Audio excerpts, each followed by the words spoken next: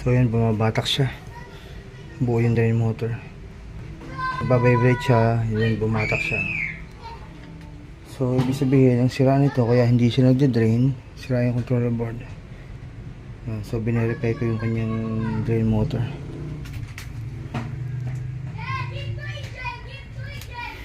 Hindi siya nagde-drain.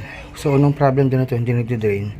Then after a while, sumunod na nasira yung pagkagal ng tubig. Hindi siya nagkakagal ng tubig. So nagawa ko na yan. So dito naman sa drain na aking ginagawa ngayon. So nirekta ko sa 220. Yan, so umaandar na itong drain motor niya. So that means ang sira, controller board, yung nagko-control dito. Mas mahirap na sira ito. So kapag controller board, ni-repair ko yung electronics niya.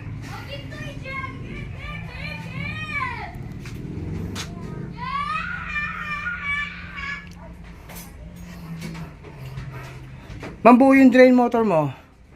Ito yung drain motor, oh. Ay, bakit po hindi nagde-drain? Mas malala ang sira.